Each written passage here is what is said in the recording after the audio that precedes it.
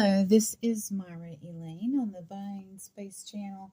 I continue my series on the four Gospels.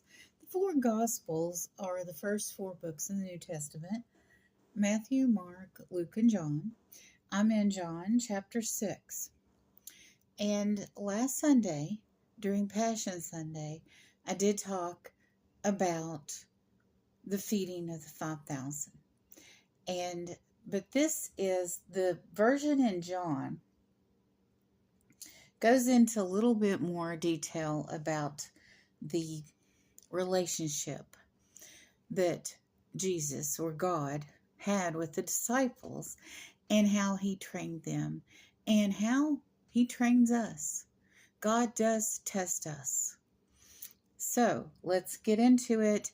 I did want to say up front that John chapter 6, the feeding of the 5,000, is eschatologically significant. Now, eschatology is the study of the prophecies in the future, or the end times, if you will. So I will explain that after the reading. So John chapter 6. After this, Jesus crossed over to the far side of the Sea of Galilee, also known as the Sea of Tiberias, which was the Roman name, which was insulting.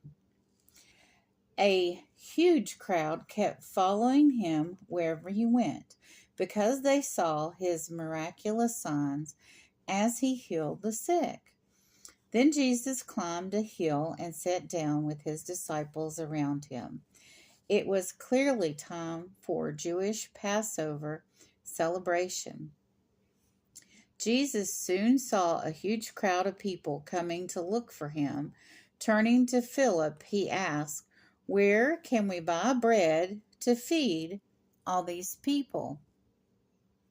He was testing Philip, for he already knew what he was going to do.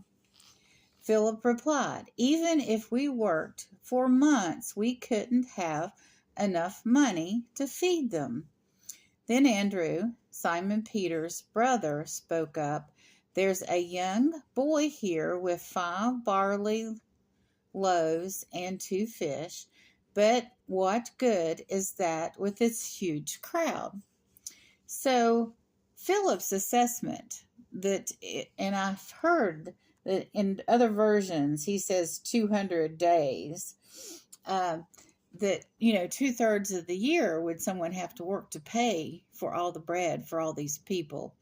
And his assessment was not inaccurate, but it lacked faith. And then Andrew added to the dismal situation by saying, "We have 5 loaves of barley and 2 fish from this little boy is all we have." "Tell everyone to sit down," Jesus said. So they all sat down on the grassy slopes. The men alone numbered about 5,000.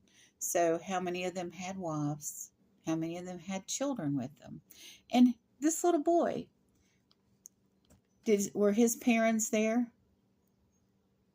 He might have been very local and wandering around all day outside like children used to do in the 1970s, and like on a Saturday. So then Jesus took the loaves and gave thanks to God and distributed them to the people. Now there were 5 loaves, and there were barley loaves, and 2 fish. There are 2 tablets of the 10 Commandments. There are 5 books of the Torah. So we have the meat and the bread of the law. And we have 7 elements. And we have 7 days in the week.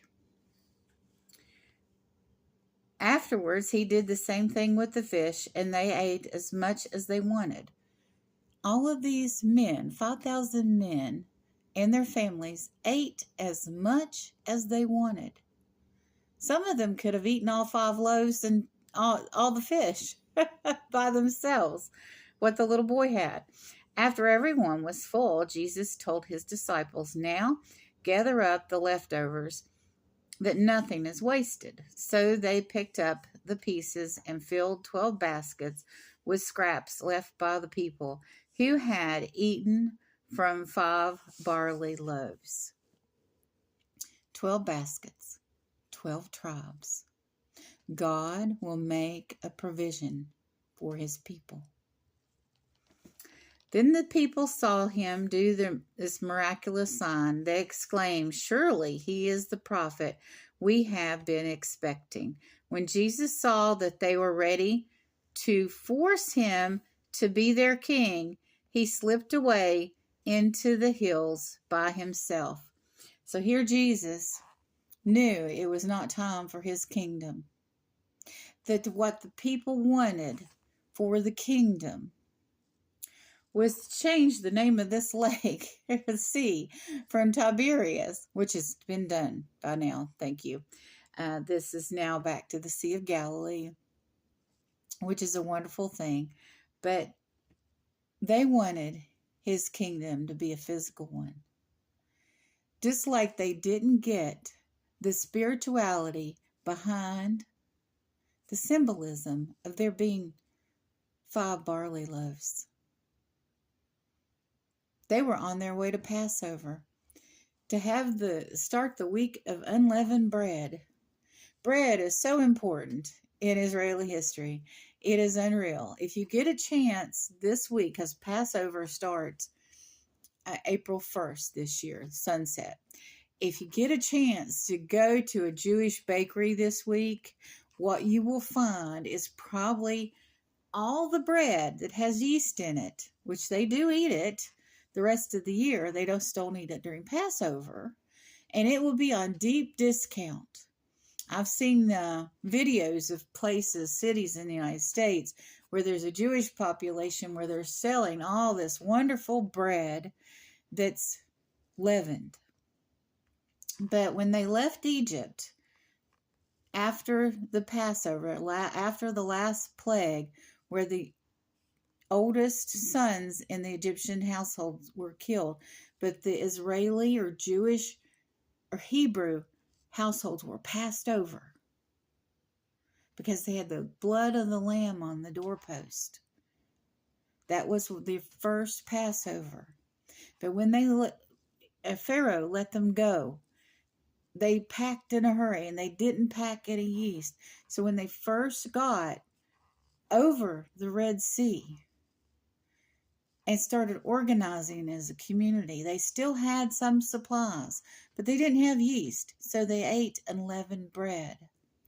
And the yeast became a symbol for sin, because they didn't have the sin or the oppression of Egypt upon them anymore. So they ate unleavened bread. And so that became part of the Passover ceremony. I know here I am reading from the gospel and talking about the Passover, but Jesus Christ was a Jew and celebrated Passover. All these people following him were coming to and fro from these festivals. And on this day, they were going to Jerusalem to celebrate the Passover festival. Jesus did this every year of his life from the time that him and his Mary and Joseph and him came back from Egypt. He went to Jerusalem every year for the mandatory festivals. And maybe Hanukkah and Purim too, because those events happened between the Old Testament and New Testament, and they were added after Leviticus 23 was written. So Jesus was a Jew.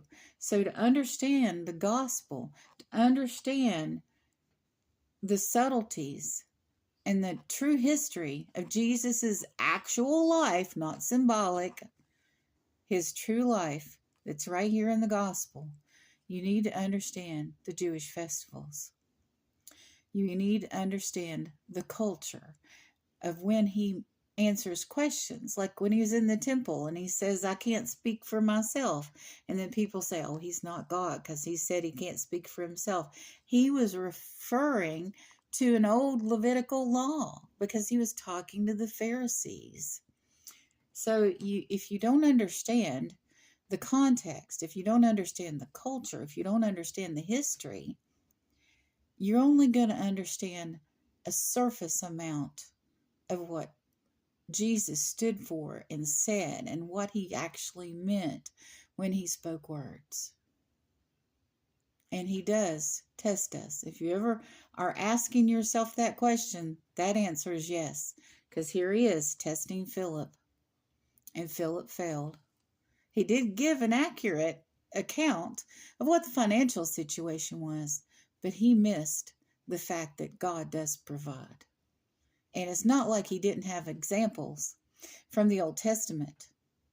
Like in the 40 years in the wilderness, God provided manna. After they ran out of their provisions they brought from Egypt, they had no food, they had no water, but God provided in the desert. The story of Elijah and the widow with the son. Elijah told her that her jar of flour and her oil would never go dry. She had one day left to make one more loaf of bread, and he asked her to make it for him. And she made that sacrifice and made that bread for him. But her jar was full.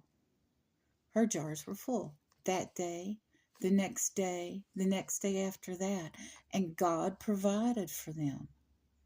So there are plenty of Old Testament and Torah readings that show God provides. So why didn't the disciples get that? They'd seen miracles from Jesus, but they still didn't get it.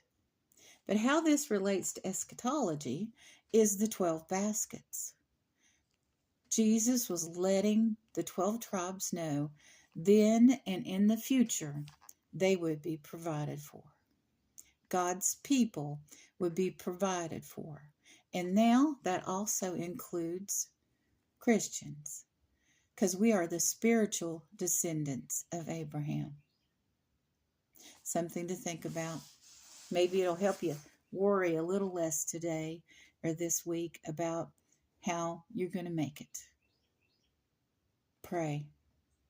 Read the scriptures. Have a close walk with God. You all have a wonderful and blessed day.